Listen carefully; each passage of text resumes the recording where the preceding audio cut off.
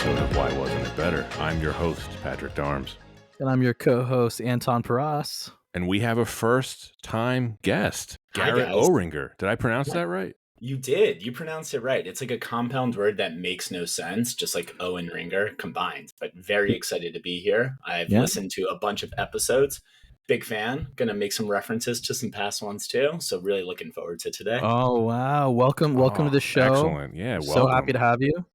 Oh, yeah. Thank and you. I, by the way, I cheated on your name. Anton texted me how to pronounce it. Honestly, if I had $1 for every time my name was mispronounced, you guys would never need a sponsor or any ad revenue ever again. I could fund our lives and then some. Well, fair enough. But speaking of which, we will take those sponsors wherever they may come from. Omega. We're still waiting on Omega.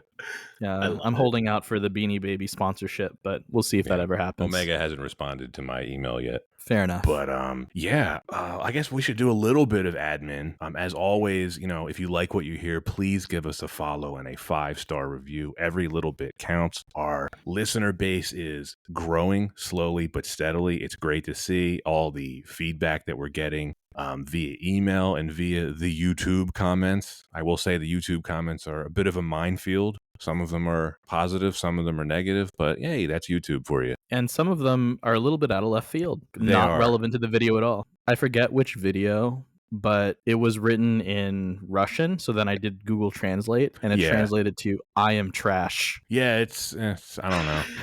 Is he trash for listening, or was he trying to insult you? Who knows? I don't know. Who knows what was going on? That's for sure. Yeah, that is a trash comment. Speaking of foreign listeners, though, I did want to give a special shout out to our Swedish listeners, Anton, because apparently up to about 10% of our audience now is in Sweden. So thank you very much to all of our listeners in Sweden.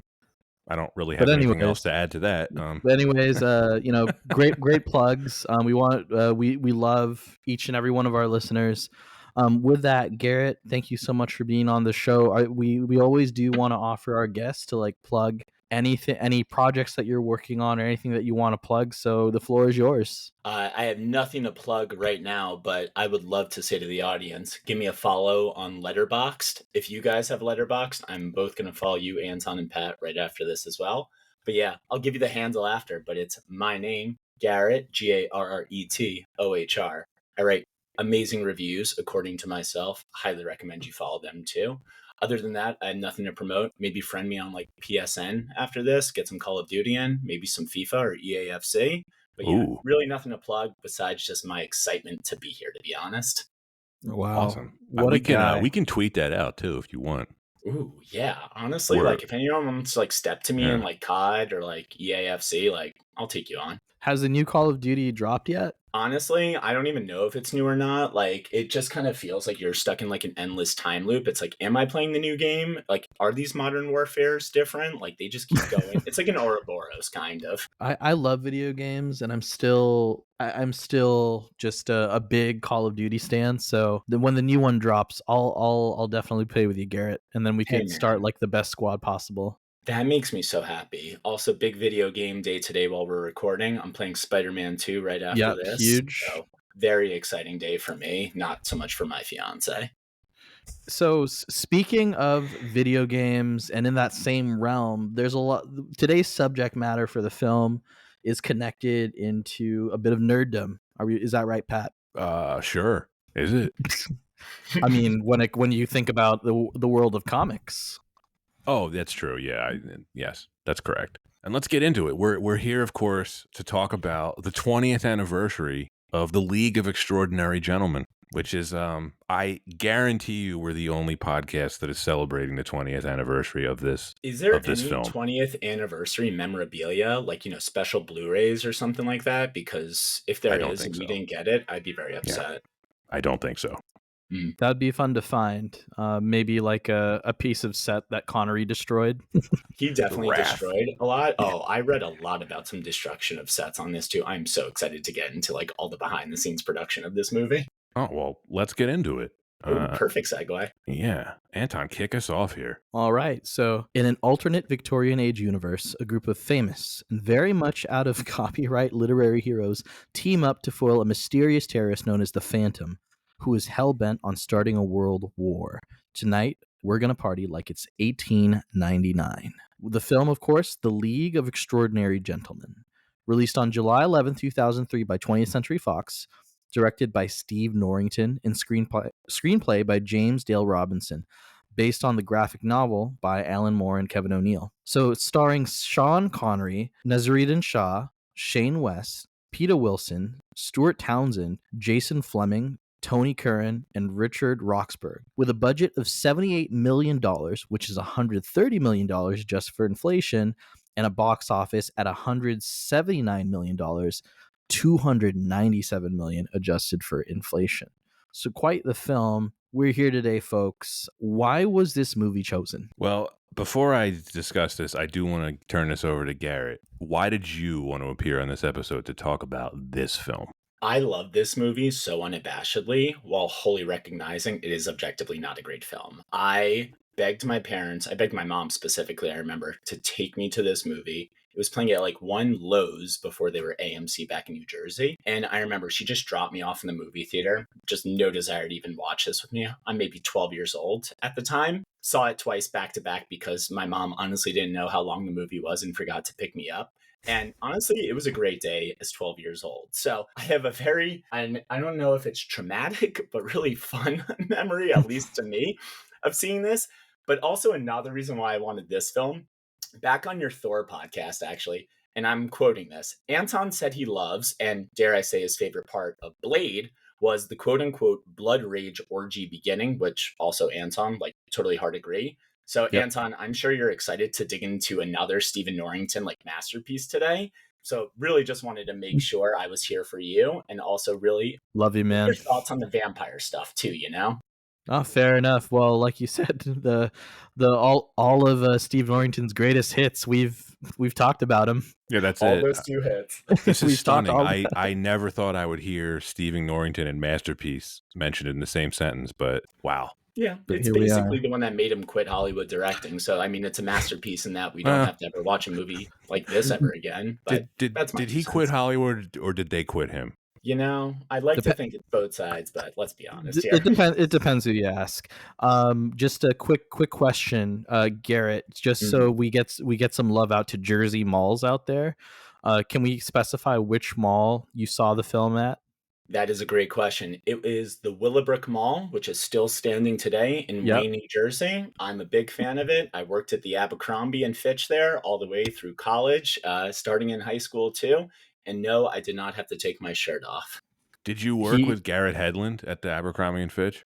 No, I didn't. Also, he spells his name with two T's, so therefore we're not friends. He's cool. Yeah, he's an inferior Garret, and there's the reason that Garret never had to take his shirt off is because he actually went to work without a shirt. So we're all set. Exactly. So, like, without a shirt, it was like easy too, and it also saved a lot of money on the clothes I had to buy to work at Abercrombie on minimum wage as a child. I bet. You know, when Anton told me that the next guest was going to be Garret, I thought he's mentioned wanting to get Hedlund on the podcast. I was like, there's a 2% chance it's Garret Hedlund, and I'm glad it's not. Yeah, I mean, it would have been tough because he has a really busy schedule working at Auntie Anne's at the mall. So I think it would have been awkward with him, all the mean things you've said about him. I didn't say anything mean, just for the record. I mean, for what it's worth, I have like a weird love for the movie Four Brothers with like him and Mark Wahlberg and Andre 3000, and but not because of him, right? No, not at all. I don't know. Wasn't he the weakest of the brothers? He was the young brother who gets shot and killed, and is basically like they fridge Garret Hedlund in that movie. Right. He was he was the one that just was the attacked brother, the weakest brother. He was the attacked brother. What are you doing here, Alan? Hi, Alan. Do I look like I'm ready to run a company, Alan?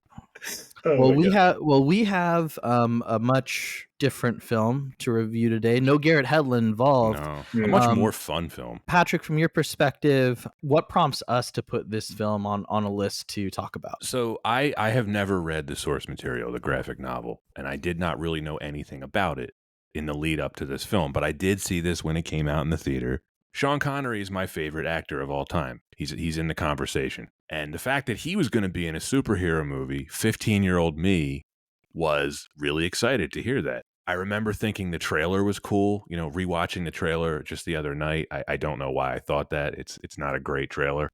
But I just think the concept of this movie was so promising, like a steampunk superhero movie that drew on like literary characters. I just found that so compelling. And 20 years removed from this, people actually were excited for this film.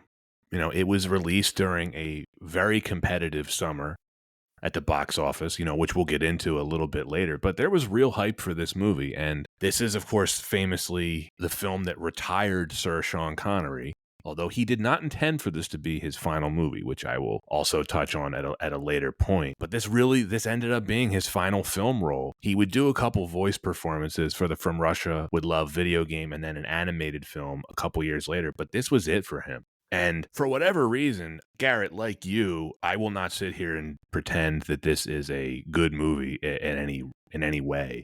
But it was always a bit of a guilty pleasure movie for me. I kind of enjoyed it when I saw it.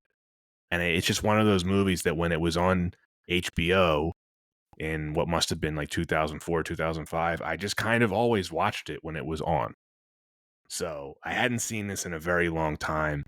But I was excited to revisit it when I just noticed that it was, you know, the 20th anniversary for it.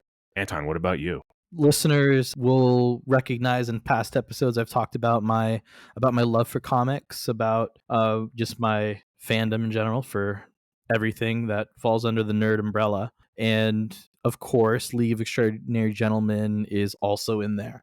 But actually, you know, just like you guys, I didn't really know about the comic when the movie came out. I was just still a kid. And I was more excited to see what looked like a really cool action film in the early 2000s with my friends, and just enjoying the summer, just watching action films.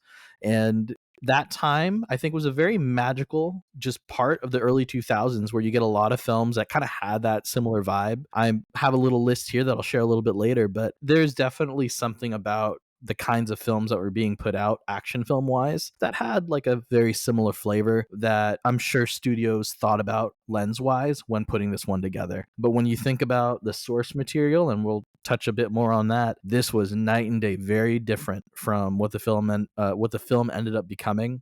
And I'm just excited to dig in just because, it is quite the sandwich to bite through. Yeah, this was an era when they really were still figuring out how to do comic adaptations. You know, you had a lot of success during this era with the X-Men films and, you know, I think really the Spider-Man films, at least the first two. But Exactly. there was a lot of misses during this era. You know, this was a miss. Hulk was a miss. Daredevil was a miss. Blade was a little bit before that, and Blade was it's good. It's Yeah. I wouldn't call it like a smash hit like the Spider-Man films. It wasn't that big, but it really set the stage. But yeah, it's just a different era of comic adaptations, and it was really interesting to revisit this one. One thing that's really interesting, it's like this movie is a perfect example of like late 90s camp and fun action, something around like The Mummy with Brendan Fraser, with greatest movie ever in my personal opinion, but totally biased Classic. there. But it also is mixed with that always dark, like slick and slightly too serious. I mean, Nolan definitely market corrected that with Dark Knight in '05.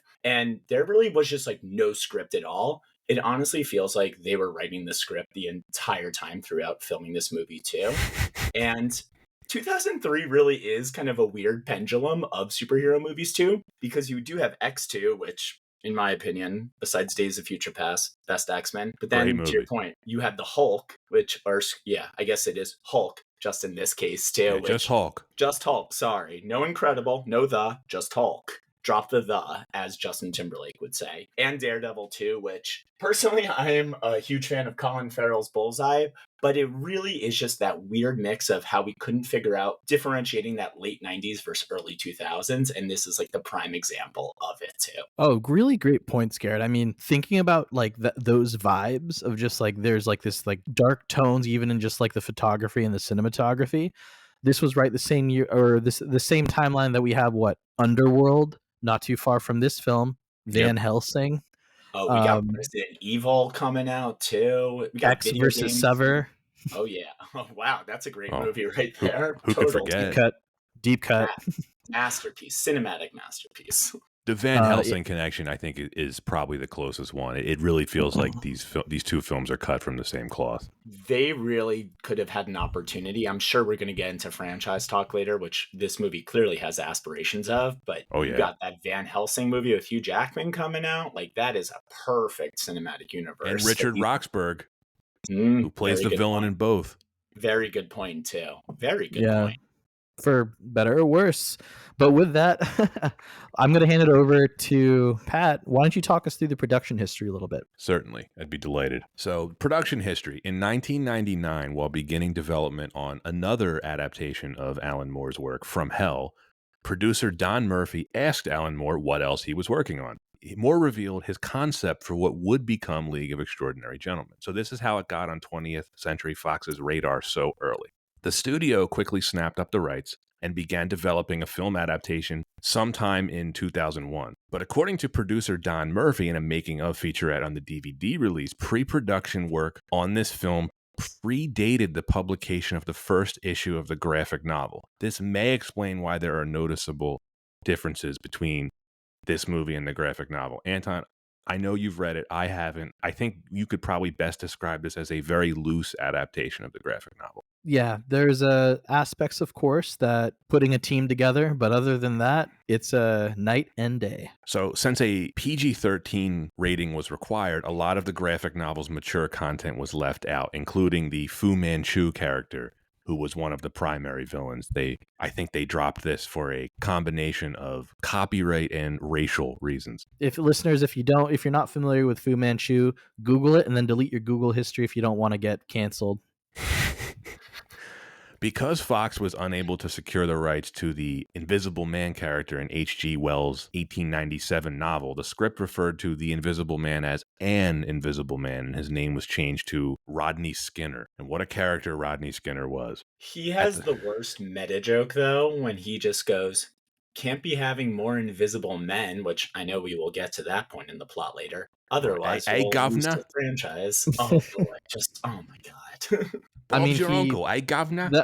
that wasn't even his only meta joke, right? Didn't he say, like, I want to have control of the franchise? Yeah. You might as well just wink at the dang camera. If you could see his eyes, he would have been winking. At the request of the studio, the character of Tom Sawyer was added to increase the film's appeal to American audiences and the youth demographic. After previously turning down the roles of Gandalf in Lord of the Rings and the Architect in the Matrix sequels, Sean Connery agreed to appear as Alan Quatermain for a $17 million salary, a sum that left the studio, quote, with little flexibility to attract other stars, end quote. Put a pin in this because I want to come back to that later. Connery also received an executive producer credit. Monica Bellucci was originally cast as Mina Harker, but she had to drop out due to scheduling conflicts with none other than The Matrix Reloaded. And this film ended up being filmed in the Czech Republic, Hungary, and Malta. The studio pressured filmmakers for a summer release because Master and Commander was slated for a late season release. And upon its release, the film received absolutely horrific reviews. It has a Rotten Tomatoes score to match Sean Connery's salary, 17%. Yeah, pretty bad. Not as bad as Exorcist 2, but we're getting there. But still pretty bad. Yeah, 17 is just god-awful. Roger Ebert famously awarded it 1 star, and although it grossed $179 million at the box office, it got chewed up by some pretty serious competition. Pirates of the Caribbean, Curse of the Black Pearl, Terminator 3, Rise of the Machines, Bad Boys 2, and Too Fast, Too Furious. It had to compete with all of those. All of those are objectively better movies. I want to use now to kind of give a shout out to the great action films of the early 2000s. I'll specifically call 2003 that I just want to give love to, just because maybe they've been in our hearts in the past, but maybe we haven't given them some thoughts recently. So shouts out to Biker Boys, shouts out to Bulletproof Monk, shouts out Cradle to the Grave, shouts out, of course, to the Hebrew Hammer. Oh, Hebrew Hammer. Now we're talking my language. Yeah. Let's not forget Once Upon a Time in Mexico. Let's not forget Shanghai Nights, and of course, we'll end this list with a Timeline. So Can I there's a throw a couple more in there if I'm oh allowed? please Are they any please. better than the ones Anton just mentioned? Because I hope so. Final Destination 2, only for the opening scene alone. Was Also, that the one in the they're stuck in traffic and the log goes through the windshield? yes. And this Oh is my why god. I refuse to drive behind any Same. logging trucks to this Same. day. Same. Oh my gosh. Ugh. That's fair. Eerie. Also, another one too is Joel Schumacher coming back basically from the dead, which RIP, with Phone Booth with Colin Farrell. Yep. Great New York City movie, so of its time. Yeah, Oh dang. I enjoyed that one. I don't think I enjoyed many of the other ones we listed. Did Who's you not hear our here for- Terminator 3 episode, Garrett? I didn't listen to it, but is this a controversial take to say I don't really hate it and I think the ending is honestly genius? Well, I think would that movie love to hear. stinks. I'd love to hear the anything that's thoughts. not the first two Terminators just stink and aren't worth it. Oh, Terminator 2 is my all-time favorite movie. So, yeah, I mean, it's like, you know, bringing I'll life just to sum a it up. good My thing. problem with it is we waited a long time to get that third movie, and it was basically just the second movie with a female Terminator, and it's like completely unoriginal. You're not wrong. Yeah, she actually does make her boobs grow at one point, Yeah. which is just, yeah, that's very 2003. I like And her gun. they didn't do it in the second film, so they had to put it in the third one, right? Like Exactly. that's called Vision. That's called Vision. But to put us back on track, you showed this to me, and Pat, and I was like, my jaw dropped. This is a masterpiece. Marketing for this film. Yes. An advert for this film was edited into the intro of the 2003 MLB All-Star Game, featuring Sean Connery in a promo specifically for the game. The players are introduced by an English-sounding narrator. I'm not making this up. You can find this on YouTube. Wild. Yeah, well, I'll text it to you, Garrett. It's funny. They don't really do intros like this anymore. No. Honestly, like, my jaw's on the floor. I had no idea they did this, but honestly, whoever was running the marketing over at 20th Century Fox, they were not getting paid enough. That is just amazing. It's so worth watching. You can tell Connery has never seen a baseball game in his life, and he's just talking about the game. It's so funny. God, I love the early 2000s. What an era. It was great. So Fox obviously considered this film a disappointment, and the plans for a sequel were quickly abandoned. It did end up making decent money afterwards. It had a rental revenue of $48 million. This is back when people actually rented movies, like physical movies. And the DVD sales were $36 million. This is also when people purchased physical copies of films to watch at home at their leisure. Around the time of the film's release, Fox was hit with a multi-million-dollar lawsuit from a pair of writers who claimed that the film ripped off their idea for a movie called Cast of Characters. They claimed that they had pitched their idea to the studio several times throughout the 1990s. Fox settled out of court, a move which greatly angered Alan Moore, as he believed this had denied him the right to exonerate himself. I do see his point, though. It's like if the studio went too fast to settle, it doesn't give Alan. It kind of paints that Alan Moore, like, presumably also stole the idea, which, like, Right. he's fighting that he didn't, and he didn't really get the chance. So Still an asshole. yeah. Garrett, any thoughts on Alan Moore, asshole or no? No, because honestly, he doesn't deserve any more than we've already given him to. It's like a rinse, wash, repeat with Alan Moore. Yeah. He writes a comic, it gets optioned, he chooses the option money to not be a part of it, denounces it all throughout pre-production, pissing off the studios, says he won't see the movie, rumors swirl that he sees the movie, says it's terrible, is terrible, doesn't make money, writes a new comic, rinse, wash, repeats. And I feel like we're just going to keep doing that until we're all in the ground. Yeah, it's crazy. It's like he could just say no to the money, but he won't say no to the money. I read a quote that he said, maybe it was naive on my part to have taken the option money here, but was it really, Alan? Was it really? He knew. He had knew. to know. He had to know. I mean, the comic literally wasn't done, so he's like, yeah, I'll take the money if this comic stinks too. Might as well, get that insurance. Well, here we are. We've gone through a bit of the production history. Folks know there was a we maybe haven't touched a bit on who Alan Moore is quite yet. So listeners may not be as familiar, but pretty big name in the comic industry and just like literature in general. But why don't we dive right in and just talk about why wasn't this film better? And Pat, why don't you introduce us to the first reason? Number one reason, the director, Stephen Norrington, and the rest of the production. Norrington had a bit of a rough go directing this film. He did not like the studio supervision, and he was uncomfortable with large crews. This film is not kind to his legacy. He was chosen primarily on the basis that he had directed the first Blade film, which was a very successful movie when it was released in 1998, and it is noteworthy for being what I believe is the first official Marvel Studios film. Technically under the new banner, yes. Did Kevin Feige work on that? No, his first No. movie was Yeah, I think this X-Men. is before him. Yes, Because before there the was, Reign. and that's right, Garrett, under the new banner, because there was also Marvel adaptations and films that Right. maybe people don't remember, like Dolph Lundgren as the Punisher. But do you remember one David Hasselhoff as Nick Fury with famous Real Housewife Lisa Rinna? There you go, Real Housewife fans. Boom! There's a Now deep you're a cut. part of this podcast. That's a very deep cut. Thank you for that. That's what I'm here for. Cross promotion. I couldn't really find any solid info on what other directors were considered, if any. This went into development pretty quickly after the graphic novel, was introduced to Fox. Sean Connery had major disagreements with Norrington on set. Apparently, they disagreed over basically everything, and Norrington was constantly changing setups during the shoot, which annoyed Connery. And according to anonymous sources on the set, there were frequent shouting matches, and in one infamous incident, Norrington challenged Connery to hit him in the face, to which Connery responded by walking off the set.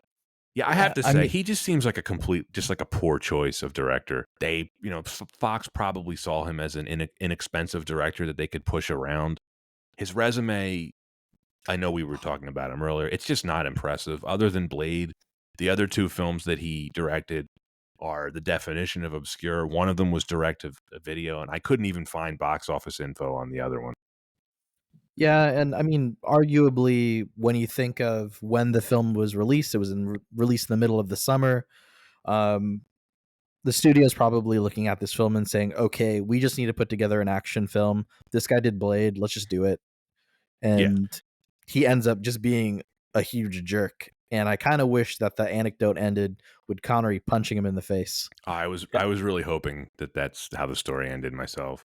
Yeah, I wonder if they were just like, well, Blade had vampires in it, and this has a vampire in it. Maybe we get this guy? What's really interesting, though, to that point, is he was offered Blade 2 and turned it down because, and I quote, this is an actual quote from him, "To be honest, once I was done with Blade, I was keen to forget the experience. I thought the movie was okay, but making it had not been fun for me, so I turned down the sequel and moved on." Yet this guy literally still couldn't move on from making movies about vampires. So I don't know if that was maybe him projecting frustration over Blade 2's superiority over Blade. Maybe just the fact that he blew all of his life savings from Blade and everything else on that other movie, The Last Minute, which never even got any distribution or picked up. So I think he was just a gun for hire. And yeah. It's such a strange thing to say on his part. Like, oh, I didn't have a good time making it. It's like, man, that's the only thing you've made. Yeah. I can't even think of a good analogy. That's like, being fresh out of college and at your first job, just being like, I really don't think this is a good place for me to work and not what I want to do with my career in like your first one-on-one with your boss, like at 22. I've actually seen that happen at one of my first jobs. There was someone who quit. They were like, yeah, this place just isn't working for me. It's like, you're 22. Did what they do you get mean? offered a job for hire 5 years later for a $78 million budget film? Yeah. Well, Norrington, he did not appear at the film's premiere. And when asked where he was, Connery told a reporter, check the local asylum. That's amazing.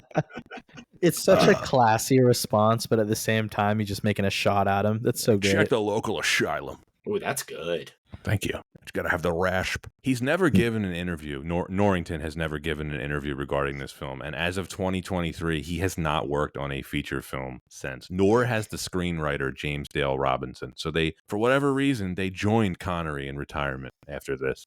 But this is always going to be on Norrington's like resume, right? Like he's just known as the director who retired Sir Sean Connery. Just imagine having that as your legacy. It is really interesting because he doesn't do a lot of interviews. Like everything I've read about him, he shies away from the crowd, doesn't like to be at parties or around people too. Yet he chooses these high profile projects and gets, again, in fights with high profile people too. It's kind of like inviting, to quote Sean Connery, a punch in the face, basically. I don't want to blame him completely though. I think at least it's probably 50-50 blame split between him and Fox. Like Fox should have just picked a better director who was better equipped to handle this kind of production.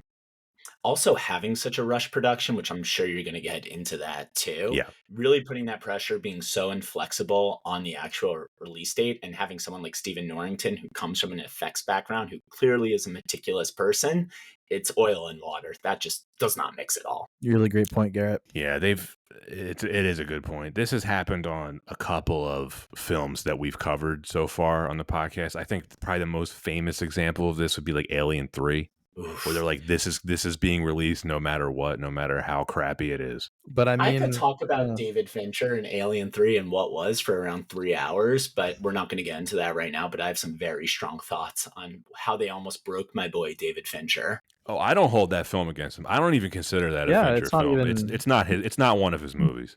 Oh yeah, Yeah, it's not his fault, but the No, fact no, that no. we almost don't have the David Fincher we had today because of Alien 3, Yeah.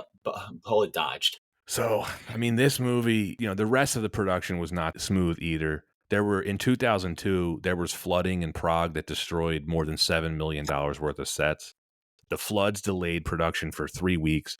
The studio heads had no sympathy and they refused to push the release date back, and they forced Norrington and the crew to work faster. The film received a heavy dose of criticism for its level of production. Even at the time, the special effects were maligned, as was the production overall. I distinctly remember the CGI looking bad while seeing this in the theater. I remember joking about it with my friends, and the effects really have aged poorly. I mentioned this earlier. I wanted to come back to this regarding Connery's salary and how the studio said they had to pay him so much money and it left little room to attract other stars. I find this funny and a bit of a lame excuse on the studio's part. Like, wouldn't they have realized that up front when they agreed him to pay that amount? Like, shouldn't they have factored that in and planned around it? Also, what's really interesting is there are a lot of people who auditioned for these roles that are, names that of the time. Monica Bellucci was a great example too. Eddie Izzard, I read, interviewed for Dr. Jekyll and Mr. Hyde, or another role, I want to say. I can look that up in my notes in a second too. Would But have I been feel like better. just no one wanted to be involved in this production is kind of like secretly what I'm thinking. And that was the excuse. yeah, I like that theory. It did. It really was perplexing to me looking at the cast and saying like this was who they found. Like this was the cast. Like there was really no big names other than Sean Connery. So it was interesting, and I do think that saying it was the the fact that it ate up all the salary isn't good enough of an excuse that they couldn't find like one a way to fit in more effective effects, and two, just how do you find a better cast. But that's just a couple thoughts from my end. Further problems arose when a special effects set failed to perform as expected, and it forced the producers to hire another effects company at the last minute, and they ended up hiring a half dozen special effects shops to work on the film, resulting in many inconsistencies between shots. Looking back on this and, watching it now, I thought some of the model work was actually pretty good, even in the Venice sequence. But the problem is it doesn't gel with the horrendous looking CGI. Like almost every shot of the Nautilus looks like something from a video game cutscene. You're not wrong, man. It's just the Nautilus scenes, the scenes in the end when they're storming the fortress. Oof, It's rough. bad. All I have to say is like the production detail is really good in this movie, like for the practical effects. I'm talking like the buildings crumbling in Venice as CGI is the worst PS2 cutscene effects I have seen. But there's like some real chunks like falling on people. We got a car, excuse me, the Nemo mobile actually driving through some columns, but the CGI is so incredibly 2003. So it really kind of just takes away from all of the really great matte painting that they did and a lot of the actual good like physical sets, and it's kind Oh, of yeah. upsetting. I agree with you. I think the production design is great. really imaginative. I love the steampunk look of it all. I thought that is really cool. And believe it or not, I thought they handled the Hyde character pretty well. It's mostly the Yeah. actor in like a prosthetic suit, and while he does look a bit like Donkey Kong, I would much rather watch that than some bad CGI monstrosity. Kind of like at the end when he fights what looks like a cross between the Abomination and a creature from Resident Evil. It's just awful. I Yeah. was just about to say, I was like, are you referencing the character at the Yeah, end when they have that My like but giant, the yeah, Incredible Hulk previs fight? my yeah, boy Hyde looking Jack though with those huge arms. yeah. Well, actually, when you look at the behind the scenes, that was when it was very clear to me that those were practical effects, and I was like, having to act with those prosthetics, that's huge. When he changes to and from Jekyll and Hyde, they could have done some like stupid CGI morph, but instead they do this like flash cutting in stages where he's like transforming. I thought it was pretty effective. One question I have with that flash cutting, which yes, I will take that over like a terrible like CGI like transformation any day. But when he's transforming, each of those flashes, it's like his body is configured in different ways. Like his middle transformation, his head's almost on backwards and he has one giant arm. I'm like, that's the middle? That just seems really painful Yeah. by comparison. Like, what if he gets stuck? Yeah, like the middle part, I remember reading the Animorphs book. No Animorph ever looked like a tangled up monstrosity compared to what Mr. Yeah, it would be a Mr. Hyde. He doesn't have his PhD like Dr. Jekyll did in the middle of the transformation. Yes, I would love it if that's exactly what you like wrote a letter to Steve Norrington back in the day. Dear Mr. Norrington, I've read Animorphs, and the way that you made Hyde transform is not accurate. Dude, Animorphs was at its height of popularity in 2003. I'm sure I was just downing each of those books in sixth grade at that point. So I probably did write a letter. And my mom was like, yeah, I mailed it and just threw it right in the trash. Shouts out K. Burned it. Applegate. My pick for single worst effect shot in the film, when Mina shows Gray his portrait and he decays to death, it looks like CGI from like 10 years before this film came out. It's laughably bad. And compare that to the very similar effect in Indiana Jones and the Last Crusade when Donovan dies after drinking the false grail. That was pre-CGI, and that is 100 times more effective than this. See, that's where the practical effects need to come into play. David Cronenberg's done it a million times. So's Carpenter. Honestly, we had that, yeah, like you said, in Raiders of the Lost Ark. Like, So you're saying choosing CGI for that film, he chose poorly? Chose yeah, pretty poorly. much. But yeah, a lot of bad CGI. No, Yeah. no doubt about that. Yeah, overall, I thought the cinematography, it's not a poorly filmed movie, but it does have that very stereotypical thing from the early 2000s where they're doing color grading. They're using this grayish color grading to it, and I thought a lot of the shots, especially in HD now, they look like foggy and washed out to me. It's just Yeah. it's very much of the time. Another thing too is the action is edited so insanely quick to hide the fact that Yeah. probably zero of these actors had the proper time, training, or experience to pull any of these off. And there's just so much of that quick cutting, like you said, the compositing and camera tricks that just kind of masks so much of that. Right. There's no real you're never getting any steady shots of any fights going down. When we were thinking about the fight with like they're getting raided and Nemo has to have his little showdown. It's just quick cuts. Someone gets punched, quick cut to another dude getting kicked. You never really feel any impact of those hits. The one thing I thought they did well, though, with the effects is I thought the scope of the film is vast wherever they go. I think they did a good job of highlighting it. It does feel like a big adventure. I thought they got that part right. I'll say interior shots looked great. That's where there was a lot of the detail into the world building. A lot of the interior inside shots. of the Nautilus looks awesome. Gorgeous. Yeah. Oh, we touched on it earlier. The production design is probably the best thing about this film. The sets and the costumes, very imaginative. The car, you mentioned the car. Captain Nemo's car looks awesome. Okay, I have some cool facts about the car too. I was watching some behind the scenes too. So they built the whole car, body, engine, all of that from scratch. Do you guys want to guess how long it took them to build the actual car before they put that whole body, the paint, and the design like for the actual Nemo mobile? Just like the body, the engine, all of that. How long do you think it took them to build that? Was it months? Just throw out a guess. Nothing's wrong I'll go here. 6 months. 5 Pat, months. 1 month. What? Oh, okay. And All guess right. how fast the car goes, 15 miles an hour. Anton? I'm gonna go 40 miles an hour. 50 to 60 miles per hour. What? Is that DMV compliant? That's I am telling you, this should have been in Too Fast, Too Furious. Also, the Oh, that's real great. kicker is you think it's a production goof, and I don't know, maybe because I was obsessed with cars as a kid, like I thought about this.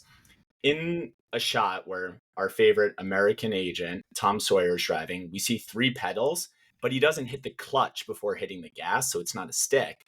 They actually have 2 separate brake pedals, so the stunt drivers could whip the car around Tokyo Drift style in the movie. So it's not a production goof. 3 pedals because it has independent brake systems. Honestly, this That's car, awesome. I could watch a movie on the car itself.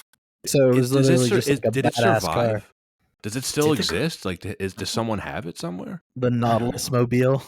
Yeah, the Nemo Mobile, actually. If you want to be sticklers about the name. I Yeah. don't know. I bet it's just in some backlot of like George Lucas's somewhere in California. Oh, I hope not.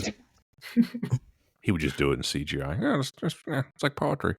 Yeah, just Put it- remaster it all in Put it in CGI. post. Well, Yeah, I'll fix it in yeah. post. Now we don't have to build a real car. We'll just CGI it. Back Honestly, to the though, CGI. I have a couple observations. This is an era when they were really going full throttle with the CGI, and it was kind of they weren't really sure what they could do with it and what they couldn't. They thought they could do a lot more. I think the Star Wars prequels are probably the worst offender of this. They really struggle with the scale and physics of some things. Like the size of the Nautilus really changes throughout. Like it's really the size of like an aircraft carrier, but somehow it can fit into like the London docks and like the canals of Venice. It's really not consistent. And the best version of this, right, from this era, this is why the Lord of the Rings CGI holds up so well, is they not only nailed the animation, but they got all of the scope and the physics of everything correct in that movie. Not so here. No, that's fair. That's a film that probably has. There's a lot of reasons it was a better film, but again, probably a better balance of CGI to practical effects. Yeah, like you remember when they first get introduced to the Nautilus when they're at the dock, right at the docks right outside of like Dorian Gray's house, and it just like rises up out of the water. It's like I guess the London docks is like 200 feet deep. how is it always hiding? Like there's no water displacement from it. No. And again, look, movies, we have to always suspend our reality. I get that. But you're telling me that thing, which looks, I don't know, hundreds of feet long, can Oh, it's fit enormous. through the canals of Venice? No, I'm sorry. Like, I can't suspend my disbelief that much. You can barely get a canoe like around a corner in Venice. Well, Or if you were a true comic fan and knew that Captain Nemo actually built that into the Nautilus, no, I'm just kidding. I was like waiting for you to like whip some fact out. I was like, sure, yeah, there's probably some comic like math in this. The production in general, there's a lot of little details wrong that they get wrong and they really start to add up. This is my favorite part. The scene on the top of the Nautilus where Quartermain is teaching Tom Sawyer to shoot.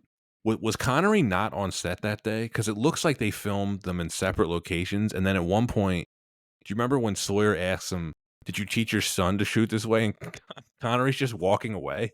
Oh my god, he just dips out. It's the funniest thing of all time. I had to pause the movie. I started laughing so much. I'm like, I thought I missed something. I like rewound it. I was like, wait, what? Like they cut that a little weird, no doubt. I just want to say this quick. It makes no sense because he's basically, I'm not going to do a Sean Connery accent, basically talking to Tom Sawyer as if he were his son. And then Tom Sawyer just says, "Hey, did you teach your son like this?" And he's like, "How dare you?" And just storms off. And this is right after he tells him how his son died in his arms. He's like, "Did you teach your son to shoot by the way, this way?" his son died. If you didn't know that. Oh, just a bad scene all around. This is the part that's not. You've got to feel the shot. I like to think that a Connery film, they filmed that scene. They did 3 takes. They were like, "We got to do another," and he's like, "I'm not doing it," and he just goes back to his trailer and just eats a sandwich. Oh yeah. He went to play golf. My favorite part, I also read about this. If you notice this, and of course I did, Tom Sawyer's arm is like shaking throughout the entire time. They're doing skeet shooting in the water, which sure, why not? And it's because the prop gun was so heavy and the actor, Shane West, he of A Walk to Remember, felt so embarrassed that Sean Connery could hold it with total ease and he couldn't. So that is why we see his arm basically shaking. Not because he's a bad shot, but because he's a weak man. I was gonna say the fact that is actually amazing that he's like, I'm just a weak boy, but I'm so glad Sean Connery can hold it fine with no problem. And the fact that he admits it just floors me. Then how could he? And how could he like? It's so funny too, because then like, how could Sean Connery with a straight face say, "I hope the next century is yours, like the last one was mine"? Like, The same way he said every other one, remembering there's $17 million in his bank account. there we go. There we go. The man's committed. Good for Connery. Yeah, for real. Couple other things I noticed. So in the shootout in Dorian Gray's library, when Quartermain and Sawyer are shooting the Phantom's men, the sound effect is a bullet clanging on metal, which indicates no penetration. The total wrong sound. It should be the sound of a bullet hitting flesh, which is a distinct like wet thud sound that we've all heard in a million other movies. They didn't get that right. Also, right before Sawyer shoots the first bad guy, before he aims his rifle, he yells, "Hiya!" Stupid. Then some continuity errors during the shootout. So Gray gets riddled with bullets, and the henchman like rips his shirt off. And the next shot, his clothes are just pristine, untouched. Just Dorian Gray overall. I'll get to him. I got a whole section about him. We just have a whole section devoted to I have a whole section on cut rate Johnny Depp. Oof, that is a great dig right there too. Terrible. So when Dorian stabs Mina on the bed and he thinks she's dead, her hair's curly, and then when she rises up to stab him back, her hair's straight. That's a vampire power. Oh yeah, also, clearly. Another scene that you just reminded me of too, when Dorian's basically trying to collect everyone's DNA for a plot point that we'll get into, he gives Mina a glass, which is meant to break, therefore he can collect her blood. The blood is already on her before she breaks the glass. I'm like, come on, production design. Like, come on, script editors. We're going to notice that one. It's pretty obvious. This might be my favorite, and it's the most notable. All the continuity mistakes with Skinner's makeup. So in some shots, he's got his entire face painted, and he's like wearing boots. I guess they just did this to save money on CGI. But in others, the CGI is working to full effect, and he's only wearing the trench coat and like has like the front of his face painted. But it's totally inconsistent throughout the film. And it's in the same scenes multiple times. Yes. Multiple times. It is bad. And they show him painting himself in some scenes. So at least when you do see him, non-CGI'd, you're supposed to think, okay, clearly painted himself. I was wondering about that. Why wouldn't he just wear bandages around his face? Like I'm guessing just for copyright reasons, it would have been too similar to like The Invisible Man. Too close. It would have made way more sense. Whatever. You ask a lot of really good questions that I wish we all knew the answers to, because it would save us a lot of time and anxiety, at least for me. I know we're being really harsh on this film's production. I actually did find the first 45 minutes like pretty watchable. I do think Venice is where the film starts to nosedive. Oh yeah. When they start going full on into the CGI and we're just going like straight physics don't matter, I had fun with it, but you are not wrong. Who came up with the idea of a car chase in Venice? The city with no frickin' roads? The same person who came up with a boat chase in Venice, the place where there's no place for boats to maneuver. Oh man. Also, can we actually talk about what's the plan in Venice? There's a chain reaction of bombs going off, and there's a submarine that has a surface to air missile in 1899 somehow. And solar power.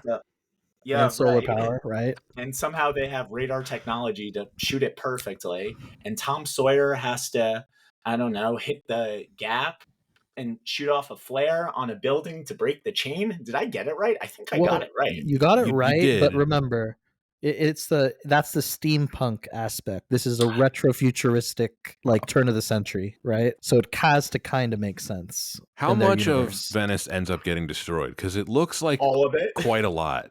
All of it, yeah. All of it sounds right. It reminded me of in Team America, where after they blow up the Eiffel Tower, and they're like, "We saved you." And all the French people are just staring at them. Literally says, Venice still stands in his accent, like triumphantly. There are so many people dead. Some of it, tens of thousands of people probably died. I know all about your spy. Yeah. I do want to give a shout out to the score that was composed by Trevor Jones. I thought it was pretty good. It was appropriately moody and grand in all the right places. I think it's one of the highlights of the film. For sure. Yeah. Let's move on, Anton. Number 2 reason why this wasn't better. The acting and the characters. This is a Sean Connery carry job away from being an acting disaster zone. Yeah, that's that this was definitely a hard carry by Sean Connery. Yeah. Because there really wasn't a lot else that could really carry that film acting No. wise. I think in spite of the negative experience he had filming this, I thought Connery gives a really good performance here. He gets a couple of scenes where he shows he could still bring it even at 73 years old. Fox's excuse that his salary was too big, we already debunked that. It's like they could have gotten other people that were better. They just didn't. You know, he refused to play an opium addict like in the source material. But like I can understand that. Really letting that executive producer credit shine through with that character choice. It's interesting when, you know, we hinted a little bit earlier that this was a big departure from the source material, and that was definitely, you know, starting to talk about it. Something interesting about Alan Moore is he's one of those writers where he's not just going to write a simple story about like a team of like, you know, literary figures coming up teaming together to like stop evil. It's never like quite so black and white. He strips down characters and like brings out the worst of humanity in them, and that I don't think that would translate as well to a popcorn action flick for the summer. No. You know, what's amazing to me watching this is that I never got the sense that Connery was over the hill during this. The performance, they address his age with the writing, right? He could have kept going after this movie. It's clear he still had a few more movies in him. It's kind of sad that this film ended up retiring him. But at the same time, I'm glad that he retired when he did. We never got to see him as like a washed up character in any movie. And I think it ends up enhancing his legacy. Guys like, him, Gene Hackman, Jack Nicholson, they knew when to hang it up, right? A lot of actors stick around far too long. You know, I'm specifically going to call out Robert De Niro and Al Pacino. They're the most glaring examples of this to me. Like The Irishman, I thought was an embarrassment. Both of them should have retired 10 years ago. I'm personally very excited to see De Niro. I'm seeing Killers of the Flower Moon this weekend. I hear he gives a good performance in it, but I do not disagree with you. I think Robert De Niro has a lot of things he still has to pay a lot of money for, and him and Pacino, you know, new fathers that be, they need those checks. I'm glad you pointed that out because that makes sense. Because my dad pointed this out to me because a couple years ago I was like remarking to him what a great actor De Niro is, and my dad told me, he's like, he hasn't really given a great performance in like 20 years. He's in a lot of really mediocre movies. And I thought about that and I looked it up and like, yeah, it's kind of true. But I do agree with you about Killers of the Flower Moon. I'm hearing good things about De Niro in that. 3.5 hours, Leo, De Niro, Scorsese. Yeah. Sounds like a good Sunday to me. They were, I think, one of the things I want to give credit to Sean Connery for. So we know he had a stunt double, right, in the film, but during some of the shots, you could see, like, I like to think that actually was Connery like throwing a punch, and like it's still and still looking legit, like he knows how to throw a punch. Versus if you watch The Irishman and you see like Robert De Niro just like, it's like painful, like take down a dude, and you're just like, this looks like he can't really move. Like it looked like, yeah, he should have had a stunt double there. Now you're right. The stunt double that they used here, it was hard to tell when it was him and when it was the double, and he did probably as much as he could. I know he had a knee injury during this that limited him, but yeah, he really could have kept going. Have either of you guys ever watched The Venture Brothers? Oh yeah, Horace Gentleman. Oh yeah, amazing character, amazing call out to Sean Connery. It's the only thing I can think of. He's like, I could take you down with my wee finger. Oh, my tits are back. Listeners, keep a lookout. The Venture Brothers, great series. Definitely. As far as the other actors in this film go, okay, this was the era when Hollywood was trying to manufacture a new generation of male actors. The Harrison Fords, the Schwarzeneggers, they had aged out. Shane West was one of these new experiments that failed. You can also see examples of this being Josh Hartnett, Ryan Philippe, Joshua Jackson. Ben Affleck managed to endure across the years. He survived a lot of stinkers: Pearl Harbor, Geely, Daredevil, Paycheck. Behold the power of the Oscar. Ben Affleck managed to rise above all this. And to be fair, I think Ben Affleck is a much better actor than the gentlemen that I just mentioned, who were quite ordinary. Speaking of era of like male actor or like action stars, what about today? Like who are the big action stars of today right now? If you had to like just off the top of your head. I don't even know. That is a really good question. Like Vin Diesel, right? You got to say Vin He Diesel. doesn't count. No. But I mean, he's in like, I guess it doesn't count if you're only in Fast and Furious. He was not even the main character in Fast and the Furious. He's piggybacked off that. If you really think about it today, if we're talking a younger generation, we're talking like skinny white dudes. We got Tom That's right. Like Holland, I was thinking Chalamet.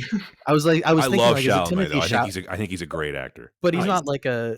But you're so right, Garrett. It's like wiry, thin. He's not an small action. dude. No. Yeah, it's going to be Chalamet versus Austin Butler in Dune, and they're basically the action stars of the next generation. Sean Connery's just shaking his head from the heavens, like. It's not The Rock. He doesn't count. I mean, Jason Statham, kinda, right? Sort of. He's like old. They're older though.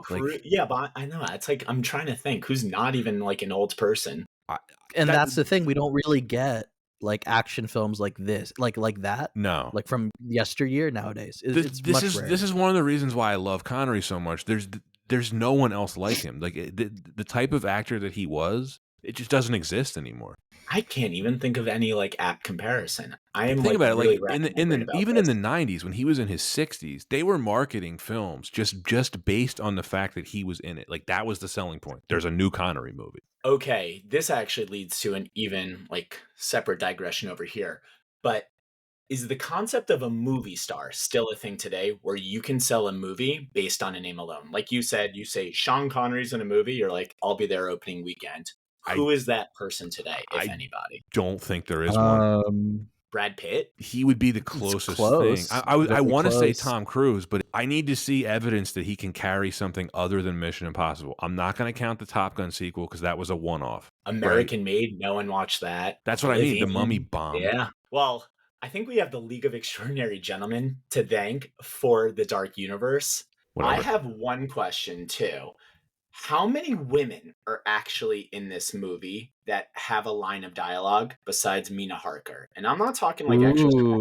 I actually can't remember. I cannot remember. I think that was it just one? Is there no way? Is this a trick question? No, I'm asking this genuinely. Like I think it's just her. Like this. I think it's just her. That's nuts, actually. There was something they cut out of the film involving one of the kidnapped scientist's daughters, but it's in the novelization. Oh, I didn't even bring that up yet. I own the novelization to this. I'm sorry. Those last two sentences you just said have thrown me for a loop. What? Cut scientist's daughter? What? Yeah, that was not in the film. If you remember in the very, very beginning when the Phantom is attacking that like Zeppelin factory. Oh yeah. Him and his men are kidnapping these Zeppelin scientists who are in the novelization, which means it was in the script. There was a subplot of what the Phantom is using these kidnapped scientists to do, which is like, just develop more like weapons of war.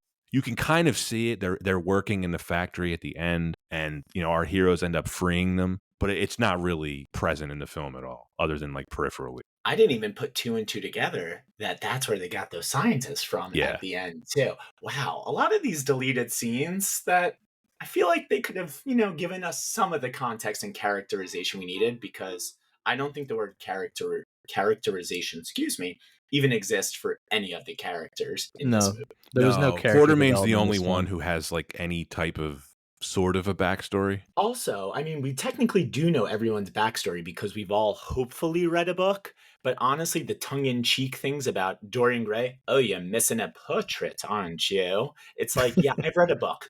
Please, I went to 9th grade English. Thank you.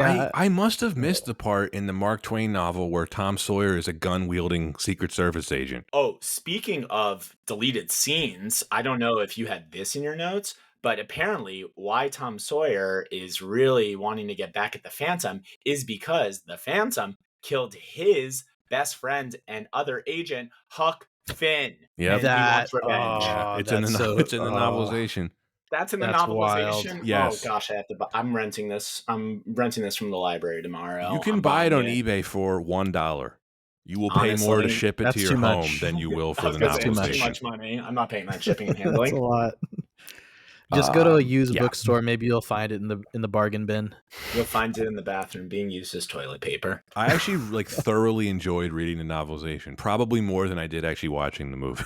I can understand that. It's a really funny statement, and it's also like very true. Part of the reason why is you get better characterization, you get better. Yeah. There's probably better like story arc in general when you get a novelization, and then you also get like character arc, most likely. Yeah, you But do. You do. yeah, It's an easy read. Back to Tom Sawyer real quick. I know like he's one of the biggest criticisms of this film is that they added him to appeal to American audiences, whatever. That being said, I don't think Shane West is terrible. I thought he was fine. It's not him so much as it's literally everything he is given to do. Yeah. So it's really interesting, even though it's a movie like it's only specific to the movie. The Tom Sawyer character. I didn't actually hate the concept. I actually thought it was like a really cool, I don't know, just introduction, because when you think of the original like League of Extraordinary Gentlemen, like legacy isn't really something that was like a key theme. But if I thought about like if that was like a theme of this film, like then it makes sense to have a character like that.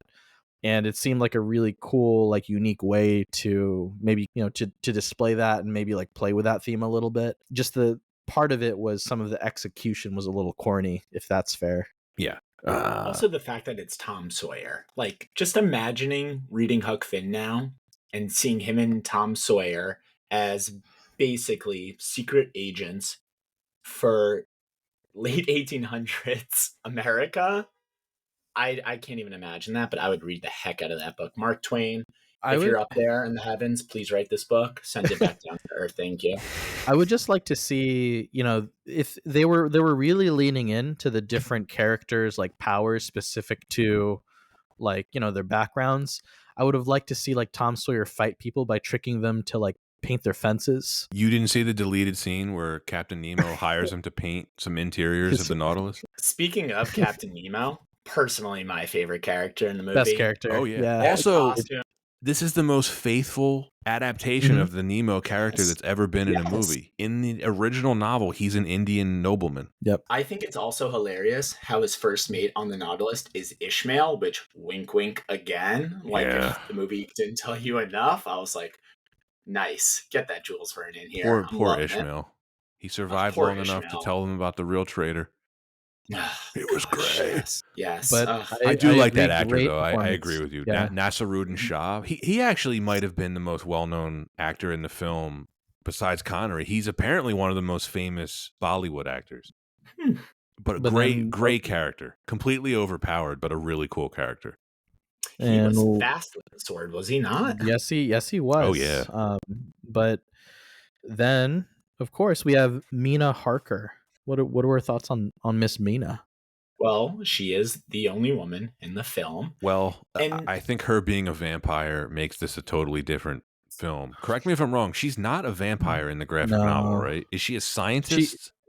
She's just a scientist, right? But she's bit by Dracula in like actual lore, if I'm not mistaken. Is that right?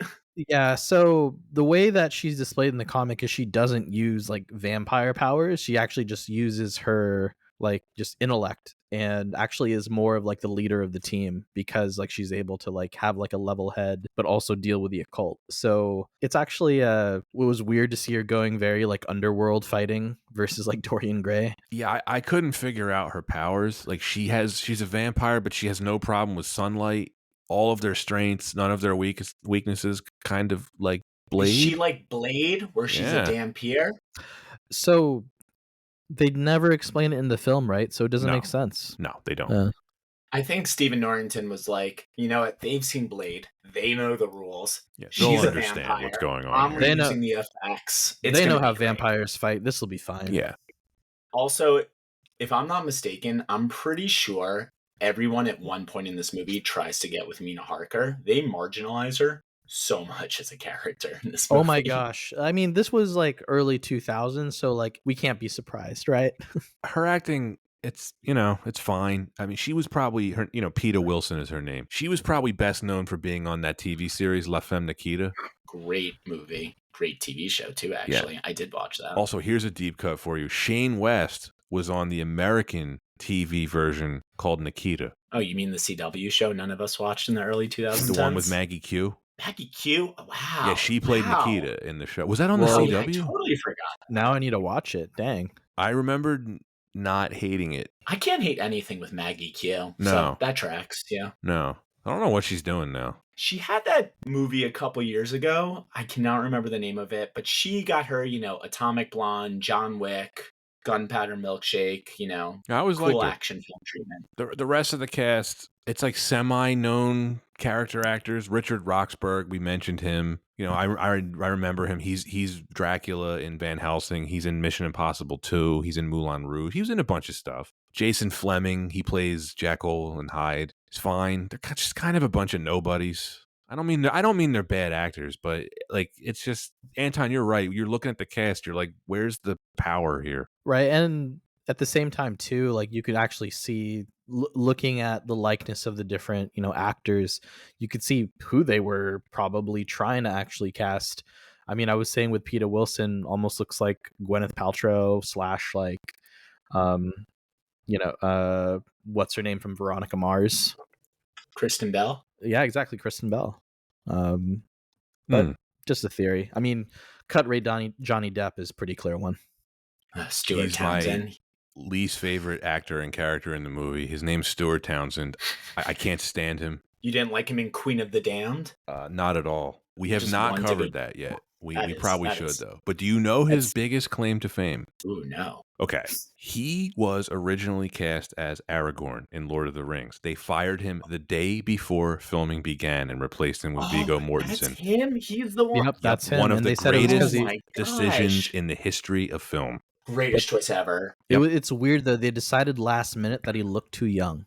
Well, that's the public reason they gave. And if you want another reason to hate him, he was married to Charlize Theron. What? Yep. And you know who some else people was have all married the to luck. Charlize Theron, or at least was dating them? I'm not sure if they were married or they were Michael dating. Bluth? No, but great joke. Stephen Jenkins, lead singer of Third Eye Blind. Oh, snap. Oh. Their third album, and I know way too much about Third Eye Blind as a white guy from suburbia, New Jersey, was basically all about his breakup with Charlize Theron. Don't ask me why I know that, but I do. What did she see in this guy? I'm confused. I got nothing. It's just like Same. I don't like any of his lines. The character's bad. Dorian Gray's another character not in the graphic novel. Not in the novel. Which was weird. There's no reason why they couldn't have the Invisible Man end up being the one to betray the team, because that's what originally happened in the graphic novel. Oh, he sucked too. Skinner, he sucks. Yeah, terrible just a character. Bad character. Yeah, was he supposed to be the comic relief? I guess that's what he ended up being. Oh, they tried. Okay, pun aside, he disappears for the whole middle half of the movie because for plot reasons they think he's the one who disappears, has turned on them, but it just makes no sense. And then he's like, "Oh yeah, mate, no, that's an Australian accent. I can't do an accent. I'm just no accents this time." He's like, "Yeah, I'm hiding out in the submarine of the submarine," which how Dorian Gray does not even like hear him or like feel him in that little vessel. Yeah, it's not even really a submarine. It doesn't really go underwater. It just kind of plods along. Yeah, it like was like gyroscoping along the water, basically. It's powered by bad CGI. He was really bad. Like it was awful. It was awful. I also like to think during all the scenes where he didn't have like a coat over him and he was invisible, that they were just talking to nothing. There is definitely a scene where that is happening. Okay, so when they're on the boat doing whatever and Sean Connery's, you know, doing some homework or like writing a paper and hears a couple of noises, and then he turns the lights out to basically kick Skinner out of his room, which why is he in there besides being a perv? Yes. Probably. Oh my god. You can clearly see Sean Connery just punching and kicking air and having no idea what he's doing. Oh, it's one of the best parts. I want you dressed at all times, or it's my boot up your arse. Yeah. Just punching at the air, just like I was watching this movie. Do you remember the part when they're in the car, they're going to see Gray, and Quartermain just tells Skinner to shut up? And you can tell that is the exact moment where Connery was just done with the film, like actually done. That had to be his last take. His shut up was an actual projection Yeah. to the director. That wasn't in the himself, script. yes. He just told him to shut Yeah. up, and everyone just listened. Yeah, cameras were rolling. was a We're very- lucky we got that That was shot. a very uncomfortable day of filming. Let's talk about the villain, M, the Phantom. So he's wearing a fake prosthetic and a mask? Why not just wear a mask? His plan, I'm sorry, is the dumbest plan of all time. I have some questions about his plan. I have so many questions. Yeah. I know I'm getting ahead of myself. I don't get the prosthetic. I get he's trying to be someone that Quartermain might have killed. Yeah, but it makes no sense because he's supposed to be a mastermind, right? Yes. Right. The professor villain. He didn't need to assemble this team to get their not their DNA, but like their blood or whatever, or their technology. It seems like he's going to make the best use of Captain Nemo's technology. So, like, why not just focus on that? Assembling a team that has a strong possibility of foiling his plans. Why would he do that? Speaking of Moriarty, why? Have either of you seen Sherlock Holmes: A Game of Shadows? Oh yeah, definitely. It's the same plot. Solid. They made Moriarty really jacked in that one. But it's the same plot. His motive is to start what really becomes World War I and sell weapons technology to all the sides. So you take the supernatural elements out of that, it's the same plot. Just a way better movie. It is such a better movie, too. I mean, it has Rachel McAdams, so underrated it's sequel. A much better film. Yeah. I really enjoy that sequel. It's underrated. Nobody really talks about it anymore. Yeah, I don't think anything Guy Ritchie ever does really do people talk about it after it comes out. Well, let's think about this though. The graphic novel had Moriarty actually doubling as not only M, but also as he's actually just leading a gang and actually needs the League's help to be able to like turn the tide in his like gang war with Fu Manchu and his gang in London. So of course, trying to adapt that onto the screen is a little difficult, but what they ended up having is just a bit more cookie cutter Hollywood, right? Oh, yeah. And even with that, what a better way to show that this is just your typical Hollywood villain than to make sure to send a recording of what your plans are and exactly what you did to the cast of heroes that can take you down. I will happily talk about this scene for 20 minutes because I was nonstop laughing. It's the worst part of the film. All of it. Okay, so he assumes that they're all dead at that point, right? Maybe. Dead or dying or...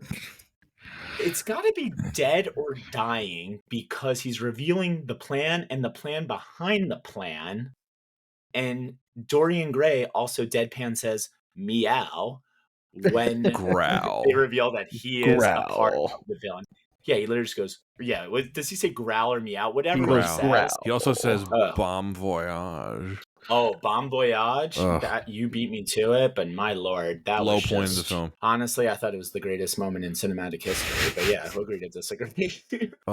I can't even say that with a straight face. They're filming it like it's an old-timey black and white movie, but it's an audio recording. I guess it's their mind's eye seeing that in action, but then that leads me to think, who is like picturing Dorian Gray looking all dapper and, you know, sexy and sultry in the back of M sitting cross-legged? Whose mind's eye am I led to believe that is? Because that's a really good point. Whose perspective is this? I was gonna say I like to think this was Quartermain's thoughts. Like, oh, they're looking at me. Oh, he's looking at me with his eyes. See him sitting in that chair.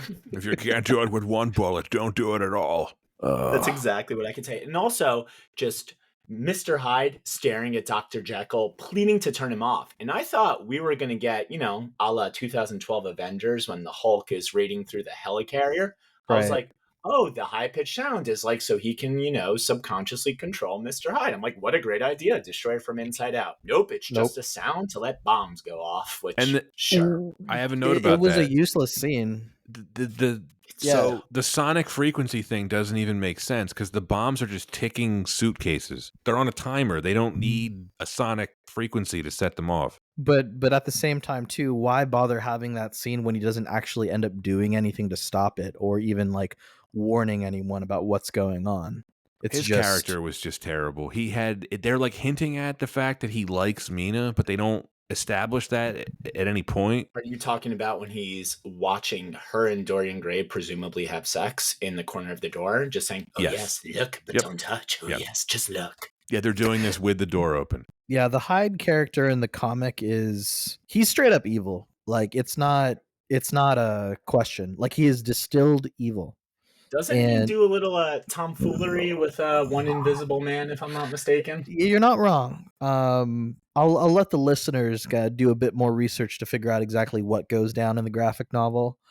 But at the same time, it's like there's just so much more nuance and much more depth with these characters that, of course, wasn't adapted, which would have made for a much better film. Or again, we've talked about this before, probably could have even been like a series, but this is not the kind of film that they really want to dive into things like character development or stripping down the archetype of a hero. No. I mean, the first time we do meet Mr. Hyde, it's him just running around the roofs of Paris, which is such a big hard hat. cut. In a big hat. Does the hat grow like the shorts? The giant top Dude, hat? I was thinking the same thing because Did he get his it made? clothes. Well, his clothes were clearly human size, but they were ripped. Right. So, But he has the big top what about hat. the hat? But he has the big hat that fits his big head. He pours potion on the hat too. You didn't see that part? Oh, there we go. Yeah, I just But made how are his pants stretching? I want to know that too. Like, is he seeing the same tailor? The Hulk's not around yet. Like, I don't know if they're using like elastics and polyester and pants back in 1899. I got a lot of questions on the fashion of this film. Is all I have to say, especially with Dr. Jekyll and Mr. Hyde. I mean, at the end of the day, like this film, just the plot didn't make sense, and then the reveal, the way that they ended up just trying to tie it together, like for the film,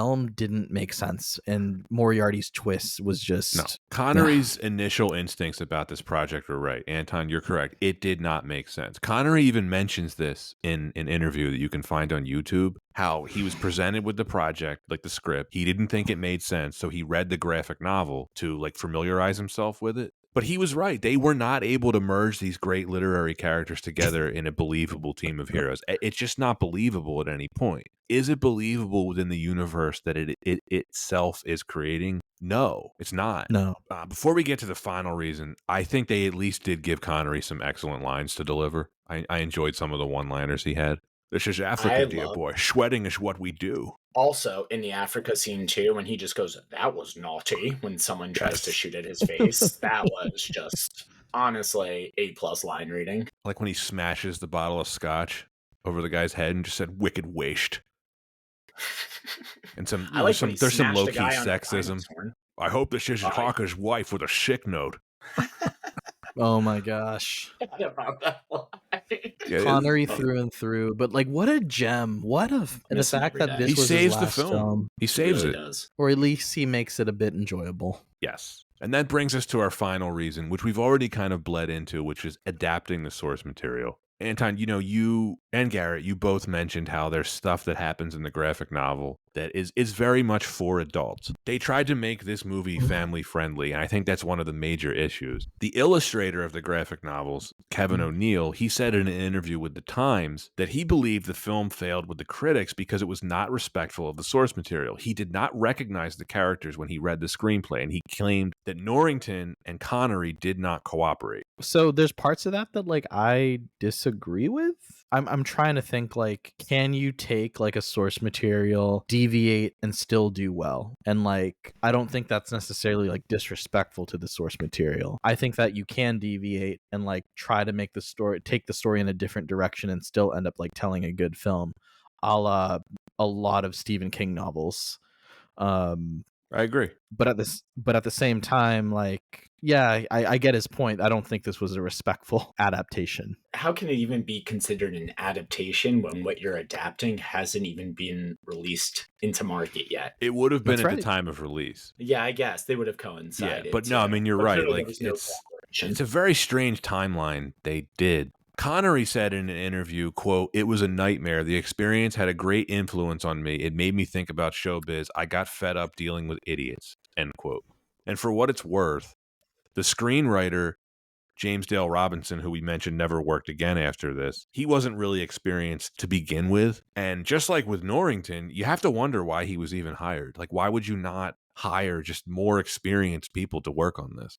Okay, controversial take because I know I slandered his name before. Guy Ritchie's League of Extraordinary Gentlemen in 2003, coming off the heels of Snatch and Lock, Stock, and Two Smoking Barrels, I would watch the ever-loving heck out of that movie. That would have been a film. That would have been quite a film. Oh my god, give me Jason Statham as one of these characters too. As Mina Harkness. Jason Statham as Mina Harker. I will take that any day and twice on Sunday. Oh my gosh, just good. No, good call. I mean, I would see it's that fair. movie. I mean, it's kind of a good question. Like, you think of all the elements that like did go wrong. Like, could like a different director have saved this film? And I think it's hard because then you still have to deal with the writing of like, okay, how do you write something that's family friendly for the summer of like 2003? You just need collaboration. It sounds like nobody collaborated. Not the studio, not the actors, not the writer, not Alan Moore, not the director. It just seemed like everybody was just working in their own little silos to whatever this final finished product was. It's interesting to think that like Sean Connery ended up being in this film. I mean, he got paid a lot of money, and you essentially have, make the conclusion it's he missed out on a couple big paydays, saying no to Gandalf. He didn't need the money. 450 million to be exact was the number I read. But he still said yes to this money. So my favorite thing I read was that he found The Matrix too confusing, and he was a hit. I can see why.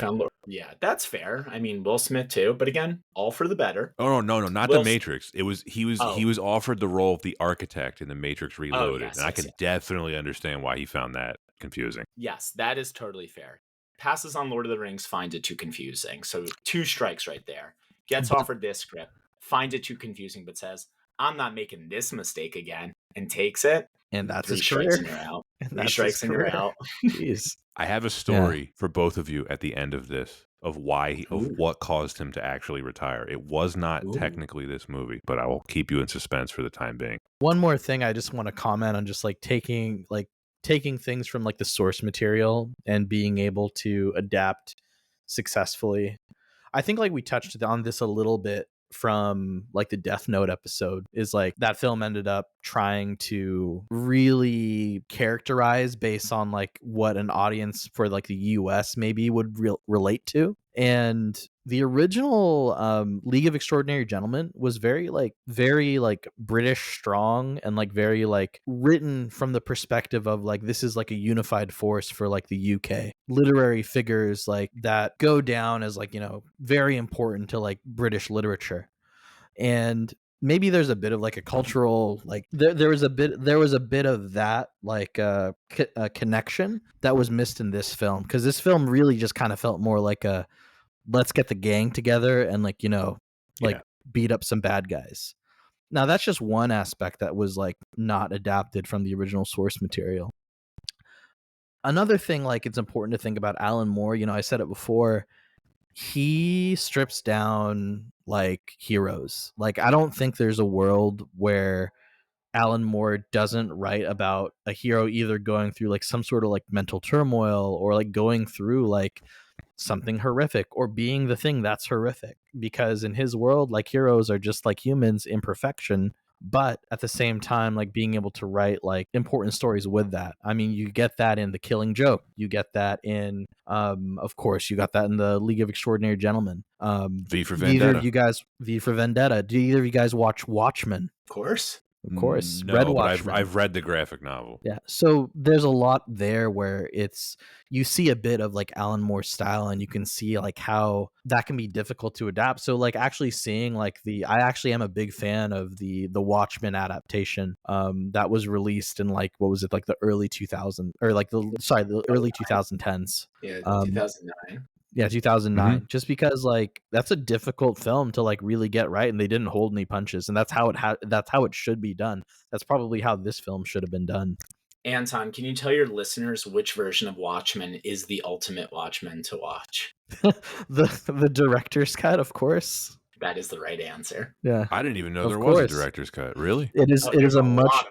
There's a lot of cuts. It's a much longer film, but you get like they get. There's so much good content in it. Oh, I would check that out. I kind of like the 2009 version.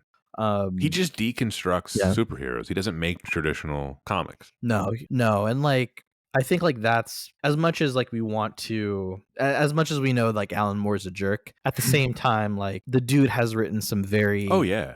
Oh yeah.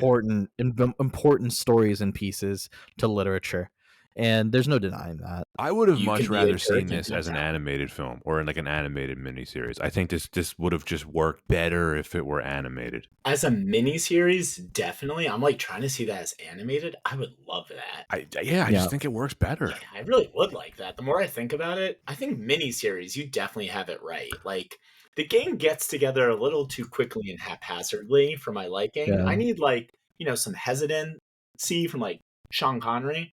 They're like, we're putting a League of Extraordinary Gentlemen. I'm like, ooh, the title. And he just joins very quickly, and everyone's like, sure, I'll join pretty quickly too. Yeah, I think like, here get this, right? So like the original comic, Alan Quatermain's found in an opium den. He's a shell of his former self. He really has to just build up his confidence again and like really like just he starts to become himself again, and by the end of the comic like you see that he truly has like stepped into the shoes of the hero that he once was. To me that's a more interesting story than like here you get an Alan Quatermain that's a bit retired, he kind of bounces back into it and then hands it off to Tom Sawyer. It's like different themes, one about like passing off legacy and the other about like being able to still realize yourself. And I think like the first one, it's harder to depict in a film when there's already so much going on that a short series probably would be better suited for. Couple points I want to make about the novelization before we wrap this up. It contains some elements that I really wish they had included in the film. It would have helped with the characterization. It would have maybe not saved the film, but it would have improved the plot. I mentioned how there's additional scenes of the Phantom, specifically how he is using the kidnapped scientists. Moriarty goes into additional detail about how he killed Sherlock Holmes and survived that fall off the Rickenback Falls. This is the most interesting part. Skinner is revealed to be an undercover agent of Her Majesty's Secret Service, and that's why he plays the role of the thief the whole time. It adds a little complexity to his character, makes it more interesting. The head of MI6, Campion Bond, he makes an appearance at the very end of the novelization. He is hinted as being the grandfather of James Bond. But this guy Bond, he asks the surviving League members to stay together, and he hints at the possibility of a Martian invasion. So the novelization proves there was more in the script and they just chose to omit it. I feel like they had that in there, saw how the whole production was going, and they were like, just, you know what, scrap everything that signals a franchise in here. We're not getting a sequel. I'm For what done. it's worth, though, I read with the War of the Worlds, it was going to be the H.G. Wells Aliens. I was like, I am down for that movie. We get War of the Worlds in 05. Like I said, we got Van Helsing in 04. There was an opportunity for them to lay out a cinematic universe, and they fumbled the bag so hard, so Yes, quickly they out of the did. gate. Well, I don't know. It's tough, but That's it. there's for our reasons. yeah, that's it. I wish they could reboot this somehow, like a short series, animated. Like I do think it deserves like some life support. There's rumors that they're trying to do something on Hulu. I'll believe it when I see it, but I would love to see this rebooted. You want to know why this wasn't better? We talked about Stephen Norrington and the troubled production. We talked about the acting and the characters being, less than stellar. And we talked about how difficult it was to adapt the source material. Now it's time to talk about, did we like it? Garret, as you are the guest, would you like to go first and render your rating? Thank you. How do you guys do the rating? Out of what is the preferred method? We use a letter scale. Yeah, 8F scale. Letter scale. All right. Well, before we get to the letter, I will say, objectively, not a good movie. That being said, I was not bored, and the movie, again, is under 2 hours, which for me is the golden rule of movies. If Star Wars can tell their story in 2 hours, so can you. So by no means was I bored. That being said, the CGI is dated, the characters are basically cardboard cutouts, and just unfortunately, outside of a few things, it does not age greatly. I'm gonna have to go with a C- on this one. And we're talking like a 70 C-, not like a 72. Like Yeah. we're like almost on the D+, like rounding up to the C- level here. I love it. Anton, I'd like to go second. Please. If you don't mind. Please, good sir. Garret, I completely agree with you about the 2-hour rule. That's like my gold standard for movies. See, It better be good if it's like 3 hours. It better be good. I also agree with you about this movie was not boring. It was stupid, but it wasn't boring. And the cardinal sin that this type of film can commit is being boring. And this movie did not bore me. I actually enjoyed rewatching it. I thought it was cool to see Connery in this kind of film. And even though he hated doing it, I thought he gave a really good performance. He could have kept going for a few more years and he chose not to. I liked the production design. The CGI is horrific to see. It was bad in 2003 and it's worse now. They chose the wrong director. The only thing really going for it was the Connery piece, which is a big thing. We can only blame the execution of this movie, not the premise. This is a really cool concept that just wasn't well done. The studio wanted to make a quick buck and they mailed it in. I don't think this film is any good, but like I said, I was not bored rewatching it.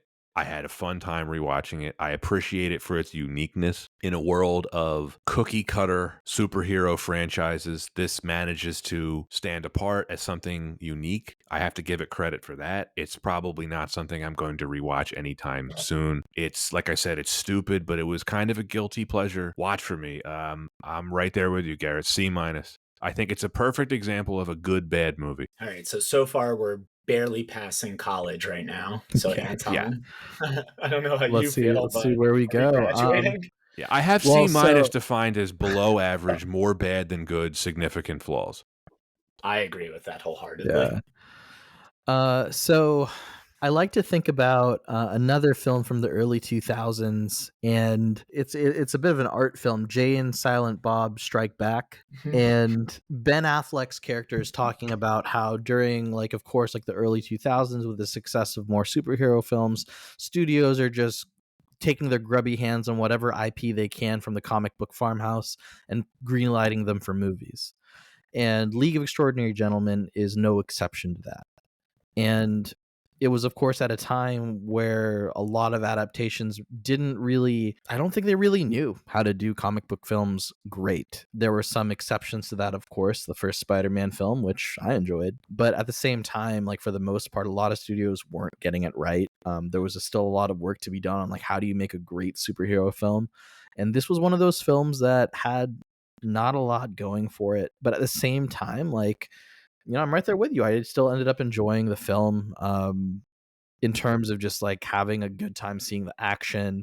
There was enough of it that, like, I wasn't bored by it, which, like, again, like, I'm impressed by. But at the same time, there was just a lot of, especially when I think of, like, what could have been, in terms of there was a lot of source material to work with. Maybe if this was a different era and they could have adapted a bit more of an adult source material, that they could get something truer to what it could have been or what it can be. And I think, like, just for that, I feel like there's a lot of disappointment. And the film in itself, just objectively not very good. And, like, I personally, I can't pretend like I want to watch it, like, at least for another, like, 3-4 years. I'll just let this watch just really just I'll savor it for a bit, if that's fair. But I'm gonna have to put this one at a D+. Oof.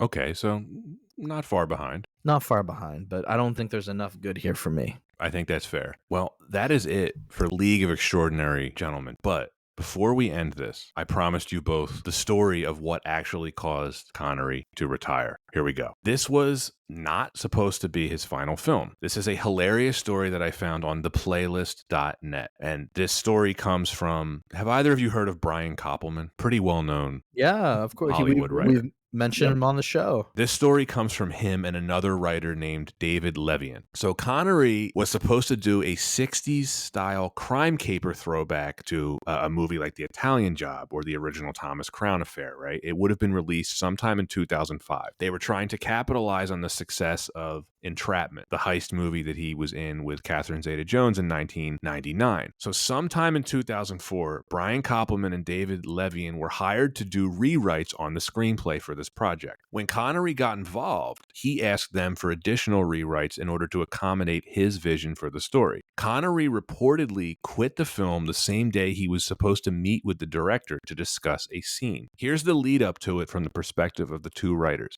Quote, Sean asked the director how he's planning to shoot it, and the director says, I'll use movie magic. You could hear the silent anger on Sean's end of the phone. I started making movies before your daddy started pleasuring himself. I want to know, shot by shot, how you will execute this. So they end up scheduling another call. 11:15 a.m. Friday rolls around. Our phone rings. Sean says, "Where the fuck is the director?" We say we don't know. And then suddenly we hear a sigh. "Ah, for Christ's sake." I turn on the telly and there he is. And they ask, "Well, there who is?" And he says the director's name. "He's in a goddamn female player's box at the fucking French Open. I'm afraid, boys, I agreed to do a movie directed by a fraud. You've done very well, but I am quitting this thing today." End quote.